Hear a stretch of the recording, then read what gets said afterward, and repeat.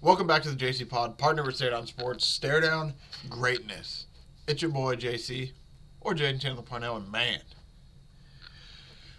still not over it, man. We still got, I think it's 198 days till the NFL season.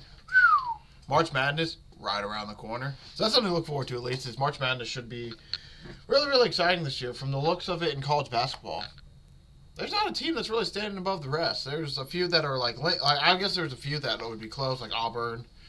I think Duke's having a really good season. There's a lot of teams that are getting there, but there's still some hope from some other teams. But man, once you call it March Madness is over, that's when we really hit the full off season where it's like WNBA, NBA, NHL, and then we got the grind till football. But we're not here to talk about that today. Here we're going to keep it very simple. Probably going to be a bit of a shorter episode today. I don't have too much planned. I basically just am going to go over some NFL news that we've missed, catch up on some of that, some of the changes that have been happening, and players getting released and all that before the March 1st. Is it the beginning of the new year? Is that what they say? Beginning of the new season, beginning of the new year, whatever they call it. That all happens March 1st, so I'll be beginning with that. Or I guess I'm beginning with news before we get to that, and then I'll be finishing with basically my top 25 free agents. I guess they aren't officially like my top 25. There's a really good article I found, and I'll shout them out when we get there. But I like a lot of the names they mentioned, and I just want to bring up those names just to remind people, like, hey, there's some important free agents coming up. It might not be the best season for free agency, but there's still some important pieces that needed to be grabbed by a few teams to take the next steps. Without any further ado, let's start with some NFL news. So the first bit of news I want to start with is, actually, I don't think I was on. Was I? Kellen Moore, named the new head coach of the New Orleans Saints. I believe I talked about that last week. If not, we'll bring it up here in case. Good move by them, I think. With the head coaches that were kind of left out there, I think Kellen Moore is probably one of the better options they could have got. So, and he's come out and said he won't commit to Derek Carr as the Week 1 starter. Derek's a tremendous quarterback in this league. He's a starter in the league. He's a premier player in the league. We're excited to team up with him and go through the process, Moore said. But then, obviously, he said that certainly the opportunity will go through the interview process allows us to have those conversations quickly. Again, it's evident the leadership is here is tremendous. They are the best in the business. From the business side of this operation, we feel very comfortable with where we're going. So basically, I mean, he made it sound like, it's pretty much. But it's probably going to be Carr starting, I think, unless they have, like, some. For example, Aaron Rodgers has, like, a 2018-19 MVP-like season. And they can sense that he's going to have that. It's like, all right, let's bring in Aaron Rodgers. Or I think it's basically Derek Carr, unless they bring in somebody who's really, really good. Like, unless there's somebody who's like exceptionally well better than Derek Carr, which I don't know how many quarterbacks out there are. There's a good chance they move on from him. LaShawn McCoy. Basically, LaShawn McCoy is telling Aaron Rodgers to give it up. It's hard, though. I would definitely think that Aaron Rodgers on his last, 2 or 3 seasons, but it's hard to give it up, especially when you have that bad of a season that he did. Micah Parsons came out and said that we need to be aggressive in free agency, which I 100% agree with. The Dallas Cowboys truly need to be aggressive. They have some talent there. It's just there's a lot of positions where they just need some better, average to above average guys. They had some below average guys, and you could really tell because that affected their season a lot. And they just did not have nearly Cowboys season that we're used to. And then now they're currently 2.8 over the projected cap. So I don't know how they're going to make any moves happen. I really don't know how they're going to make any moves happen, truly. If they're 2.8 million over the cap, they're going to have a lot of wiggling they're going to have to do to get that free. Many who wants Kelsey to return. We can't go out like that, which I think basically kind of sums up what we kind of thought where, yeah, Kelsey. I don't think Kelsey's going to want to go out like that. If they win the next Super Bowl, won't be shocked if retired. But I also feels like he kind of wants to pass those Jerry Rice records. Like obviously he wants to win more Super Bowls as a team goal, but individually you got to think if he's pretty close to Jerry Rice's records, he's sitting there like I can maybe get that. Why not? I mean, he had an amazing game against the Texans. He just I guess kind of got shut down the next 2. D'Amico Ryans came out and said he feels like this new offensive coordinator can really lead them over the hump. Listen to these numbers. Texans went from 342 total yards per game to 319, which is a good drop-off. That's, it's only about 23, 24 yards. And then they go from points. They went from 22.2 to 21.9. Not that much of a difference. So very curious to see, offensively. If you look at the stat-wise, their offense wasn't too different. They just people kind of knew who they thought, or they kind of knew them a little bit better. Like, all right, CJ Stroud might do this, CJ Stroud's going to do that, and They're also playing a division. Realistically, I mean, the Colts should have won that division. Like, I will stand by that. If the Colts were a competent team at all last year, they probably steal that division. I mean, the Texans played horrible in the season. The Colts had probably one of the easiest schedules you could have if you were a competitive team, but the Colts weren't competitive last year, so they ended up blowing games. They shouldn't, like the New York Giants. So it's going to be like interesting to see what changes the Texans make, because they won it for a second year in a row now, so their schedule's going to all get even harder now. So it's just going to be interesting. I mean, there's only so much you could change. They got injuries last year that kind of killed them as well at the wide receiver position, so you got to look at it as like, we'll see, but at the same time, they're playing in a man division. And they kind of are, they kind of are a pretty good football team still. So it's going to be interesting to see what changes they can make to just take that extra step forward. Because they're making the playoffs now. Now it's just like, all right, how do you get 1, 2, maybe even 3 wins in the playoffs? Tyreek Hill's going to race Olympic gold medalist Noah Lyles. That should just be interesting to see, like, because we know he's fast, but it's going to be interesting to see, like, all right, let's see him with Olympic speed, how, like, fast he actually is. Because if he keeps up with the Olympic guy, even if he loses, but it's a close loss, it'll still be like okay, that boy's still pretty fast. And he's doing this, like, a bit later in his career. I can only imagine if he did this, like, 3, 4 maybe, how, like, he probably would have been even faster then. But it's going to be interesting. I don't know when this race takes place. I don't know if they've even announced it. It's going to be a 50-meter. They entertained a 60-meter race. And then, the Tyreek Hill comes out, the Lions are scared to compete in a 40-yard meter dash, while the Olympic gold medalist is saying, like, 100-meter dash would be a blowout. Like, if you do a full lap around the track, no duh. It's fun. It's just funny. It's going to be interesting to see if they actually end up doing something with that or not. Dolphins released Raheem Mostert. This was kind of shocking. I mean, it saves him $2.9 million in cap space, so that part kind of makes sense. He only ran for 278 yards last year and 2 touchdowns. Feels like they're kind of moving in a younger direction. It's just weird because he set career highs in 2023, and then he was kind of injured, kind of not. But I mean, it's just he had 21 scrimmage touchdowns for the most in the NFL, tied with Christian McCaffrey last season, or 2 seasons ago, I guess, at this point. And then last season, he didn't get used nearly as much. Seems like it's going to be the Devon Achane and Jalen Wright show, and it's going to be very interesting to see where Raheem Mostert ends up, because you would assume that he's going to get signed somewhere. It's crazy. He went undrafted in 2015, 4,690 yards and 42 touchdowns in his career, which is hilarious because 21 came last year. He had 1,000 yards and 21 touchdowns. Basically, half his touchdowns last year, a third of his yards last year. Big season. So I'm very curious to see who ends up, because every team needs a running back, and he's not a horrible running back at all. So I'm going to be curious to see who ends up picking him up. Aaron Rodgers tried to stay with the Jets for another season, and apparently the team did not want that. Aggressively tried to negotiate another deal over multiple conversations last week, according to Healing and Dunleavy, who they're from the New York Post. Steve Helling, and Ryan Dunleavy. New York announced that Rodgers would return on the team last Thursday. The team didn't offer a reason for separation. Rodgers hasn't publicly commented either. If we had to make sense, so the Jets would swallow $49 million in dead money if they released Rodgers after June 1st. You're reportedly looking to a veteran to fill the quarterback vacancy. I mean, if you're going to look for a veteran, why don't you already keep... That's the part that doesn't make sense to me. It's like, if you're going to, like, get rid of the guy, why don't you... If you're going to get rid of him and sign another veteran, unless it's, like, a younger veteran, like, for example, Sam Darnold, which I don't think the Jets would do, obviously, after their history, but, like, a younger guy that is, maybe, like, late 20s, early 30s, like... Then I kind of understand it. But if you're just going to get, like, an older veteran, why not just keep Rodgers and let him have another year in the system? But, yet again, with how bad he did play last year, I'm not too shocked. And this is the Jets we were talking about, so it's kind of like sometimes they make good decisions. Most of the time, they seemingly do not. So, it's going to be weird. With new ownership, too, you kind of expect this. I just figured they'd go young. The fact that they said they're going to go for a veteran is kind of like apparently, the Jets also have the longest active playoff drought in all major sports now, with 14 years. Only the New York Jets, man. Yeah, like I said, they said they're going for a veteran quarterback, which is just... Interesting. You think you just go with a young guy at this point, but I guess that's Aaron Glenn trying to kind of be like, hey, I ain't losing this job because of some dumb young quarterback. So apparently the 5 guys that are going to be the GMs have named their...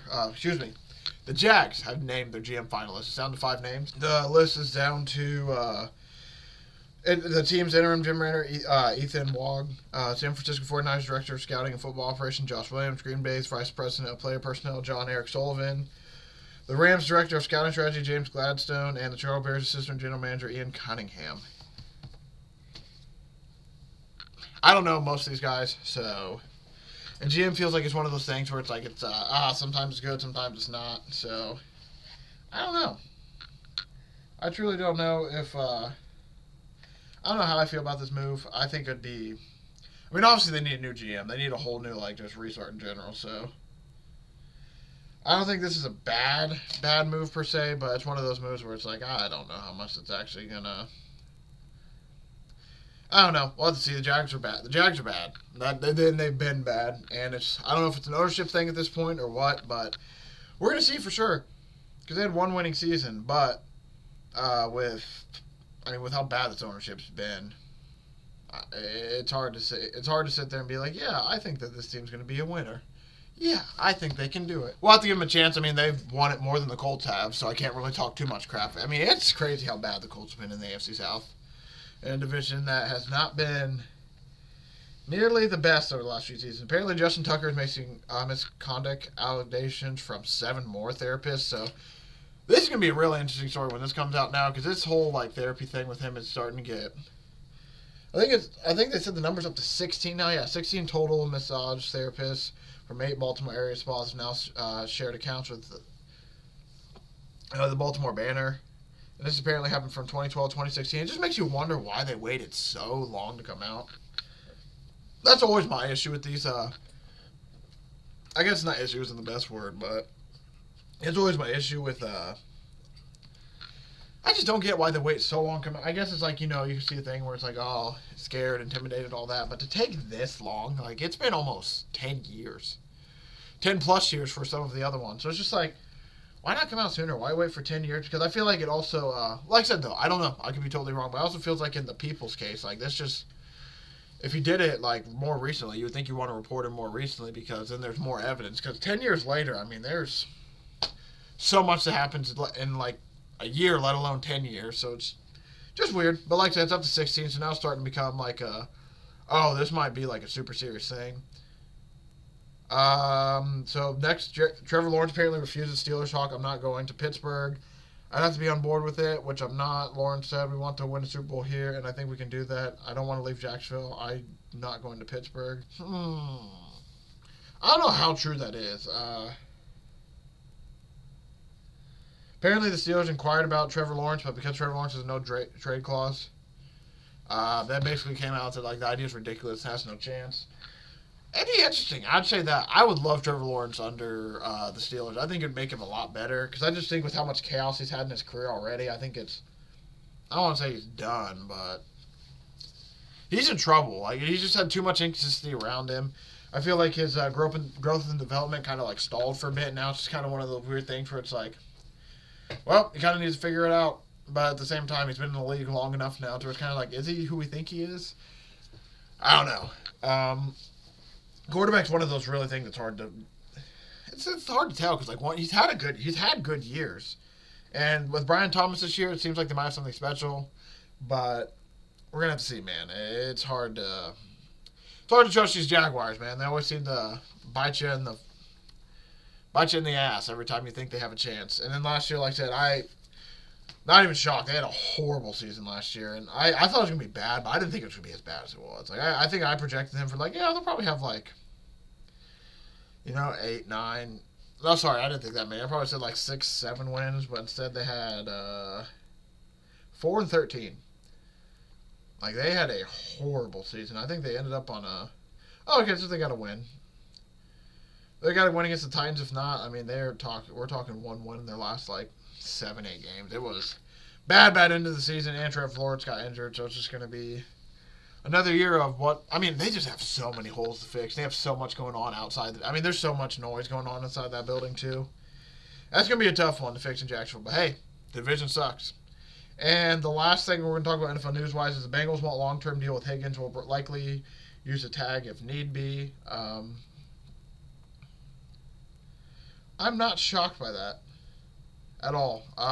You would think they'd want to keep him. And if the easy way is keeping him as a franchise tag, you got to think that they're probably going to do it.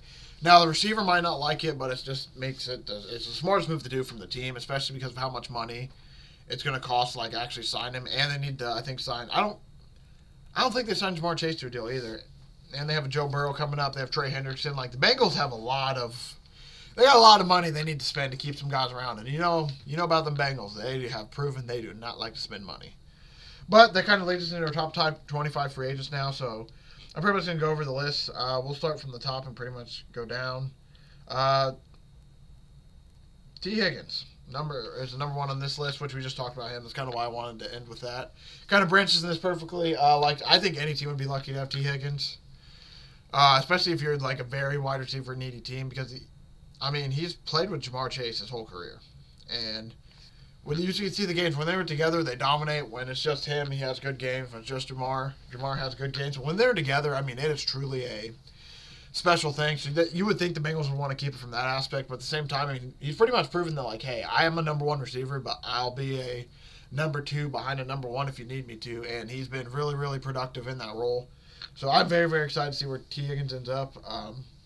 He sounds like he's basically the top free agent, especially at wide receiver, top free agent to get. So we just talked about the Bengals are going to try everything in their power, even franchise tagging him to keep him. So that's going to be fun to keep an eye on. Another one to keep an eye out for, Trey Smith, offensive lineman for the Chiefs.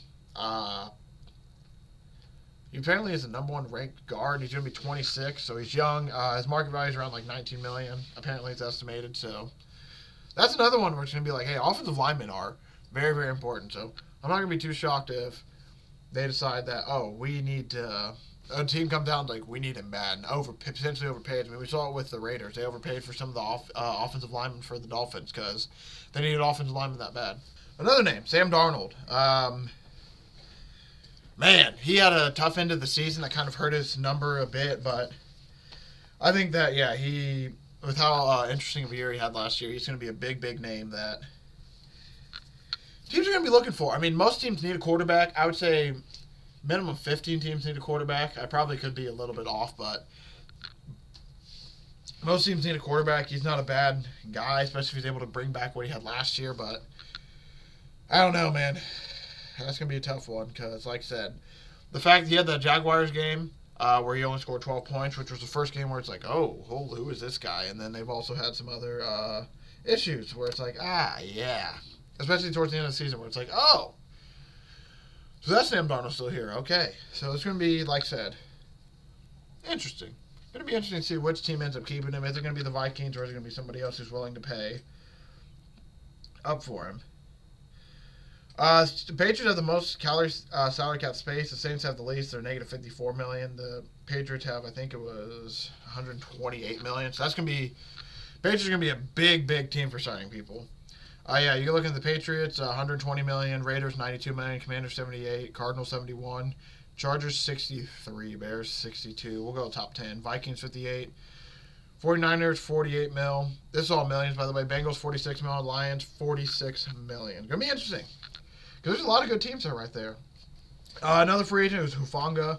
The last 2 seasons he's been limited with injuries, but he shows that he can be a really good playmaker. That's a guy that's going to be I'm going to say that a lot. No, it's going to be, I don't know. I would assume he just re-signs with the Niners, but I wouldn't be shocked if he gets end up picking up another guy. That's a lower-ish name guy. Justin Fields, I would assume that of all the quarterbacks bring back, the Steelers are probably going to bring him back. That's kind of my thinking there, but I'm not 100% for sure. I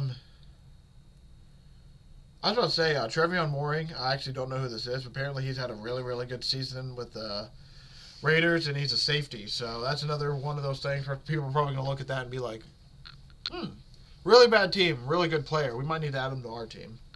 But I don't know personally for him. Mari Cooper, man, he had a really bad end of the season with the Bills, but that's a guy that you would think he's going to get signed by somebody. Mari Cooper's a good enough receiver, and there's a lot of receiver-needy teams that he would be good enough for them. Bills, probably want to get him back. Another guy the Bills probably want to get back as well is Rasul Douglas. He didn't have as nearly as good as a 2024. Excuse me. He didn't have nearly as good as 2024, but in 2023 he had an amazing season. So you think that's another one where they at least sign him to like a 1 or 2 year deal? That's kind of my thinking. Aaron Jones. Ooh, he's a free agent again. Apparently he's the best running back free agent as well.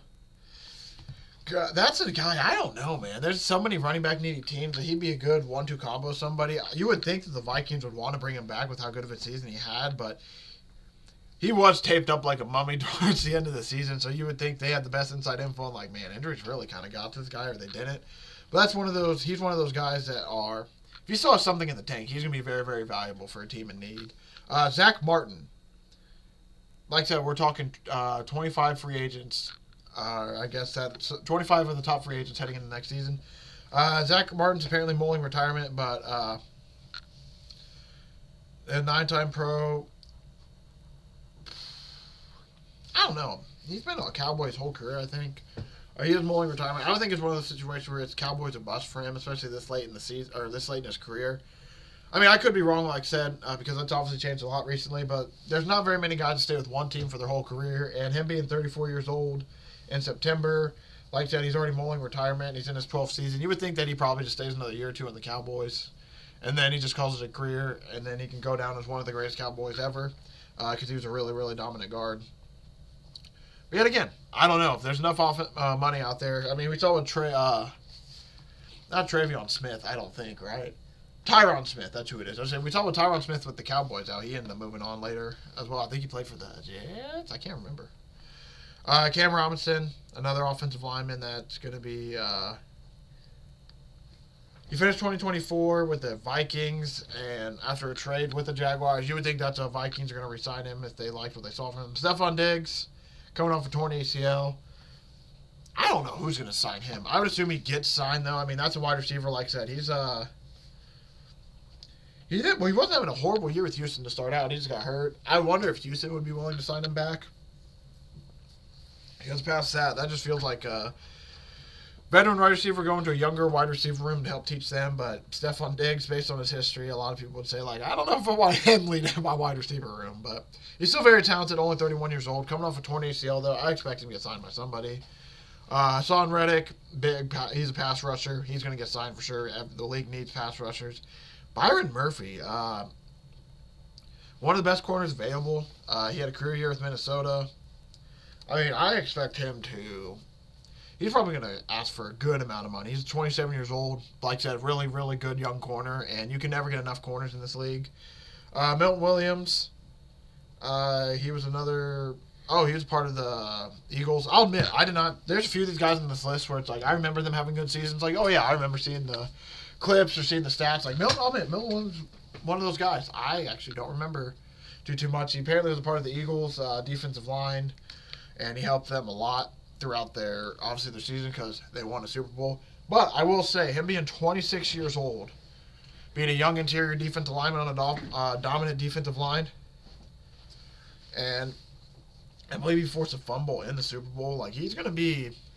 It's one of those things I feel like it's going to be like Grady Jarrett. I understand that he didn't have the game like Grady Jarrett did, but this guy set career highs this year. But Grady Jarrett, if you remember, he had an amazing run to the Super Bowl, and then had an amazing Super Bowl, and then got a shit ton of money from the Falcons. I feel like it's another situation where this guy's probably going to get a good amount of money from somebody because he played really well. Nick Bolton, I don't see him leaving Kansas City. If they let Nick Bolton get out of Kansas City, that's going to be a very, very dumb decision. He has been a dominant linebacker for them. He's been the leader of their locker room defensively. But, like I said, he's going to be a free agent. I expect that's one of the ones I expect to come back. Osa Odighizuwa. I actually don't know. Another pass rusher. I guess technically interior defensive lineman, if you want to go that way. But that's going to be a tough one. I think he's going to actually get a good amount of money. Because he had his best year last year, one of the best years amongst defensive linemen. So, hey, pretty good to have a career year and a contract year. But yeah, I expect Odighizuwa, he's gonna get some money. I don't know if the Cowboys are gonna be willing to pay him or what, but he's definitely gonna get some money because, yeah, anybody, if you can get to the quarterback and you're a good defensive lineman and you can, shit. If you can stop the run on top of all that, you're even better. But if you can get to the quarterback and cause chaos, teams are going to want you. Khalil Mack, older guy, he just said he's coming back. I expect him to come back to the Chargers. Because he originally was mulling over retirement, and then it sounds like he decided to return for his 12th season. It sounds like that's probably some hardball, like, hey, come on. So I expect him to come back. I expect him to be a big part of their offense. Jadarius Ward, down season. I don't know where he's going to end up. I would assume the 49ers would want him back, but with how bad of a season they have, they might be willing to move some stuff around. If they do want to move some stuff around, Jadarius Ward isn't a bad player to have on your team. 2033, he had a career high 5 interceptions and an NFL high 23 pass breakups, second team All-Pro. He just had a down year last year in a defense that was bad across the board. Josh Gillette, we already kind of talked about him. He's going to be on the market now. He won a Super Bowl, one of the best pass rushers for that Eagles team heading into the Super Bowl. So I expect him to garner a few bucks in the market. Now the question is, does he come back to the Eagles, or is he willing to get that bag and go to a team that maybe might not have a chance to run it back? DJ Reed, a good cornerback. Apparently he's the best free agent quarterback available. I didn't realize he had that good of a team. He has appeared in 101 games on 3 different teams, including the last 3 years with the New York Jets. Oh, yeah! I was trying to say, I'm like, DJ Reed, that sounds familiar. Who is that? I believe he's number 4 for the Jets. He was actually a really good corner. They just had kind of a down year last year, and because of that, he's already kind of like, I don't want to be a Jet anymore. I'm ready to get out of here. I think DJ Reed will be a really, really good corner on some teams. Because he was across from Sauce Gardner, and I thought he had some good moments. I think he'll be a good compliment. I don't know if he'll be a good, number one. Like, hey, DJ Reed, you're our number 1 corner. Lock us down, bud. But I think if he's with somebody else who's, equal to him or slightly better, I think you could easily have the 2 best corners in the league if you had him in there. Because I think he's that talented. And, like I said, he's been playing with the Jets, so I don't think a lot of people have not been paying too close to them. And the Jets' defense was really good until they fired Robert Saleh. Zach Bond, I think after the year he had in Philadelphia, I think they're going to really try to keep him back. I don't know if he's going to go for too much outside of Philly, just for the simple fact that he went from a special teamer to now having a really, really great year. And I don't know how much other teams will trust that, can you do that for multiple years now? I mean, he's proven that he can do it, so I think that will give him some money, but I don't know how many people will be willing to pay that. I think the Eagles should be one of the teams that do, because he proved that in their system, hey, I can really, really play. Also, it's a contract year, so you got to keep that in mind. Did he pay it extra hard because it's a contract year? I don't know, though, with the guy very similar to how Zaire Franklin did it, where he went from being a special teamer to then finally getting the start. Guys don't want to lose that, so you know he's going to ball out. Very, very curious to see which team would end up paying for him, because I think he's going to be good regardless. Javon Holland is a franchise tag candidate. I forgot to mention that for some of those other guys as well. Trey Smith, franchise tag candidate. T. Higgins, franchise tag candidate. Sam Donald, franchise tag candidate. As well as Javon Holland. So don't be shocked if nothing happens. If nothing happens with these guys, don't be shocked they end up just staying on their teams.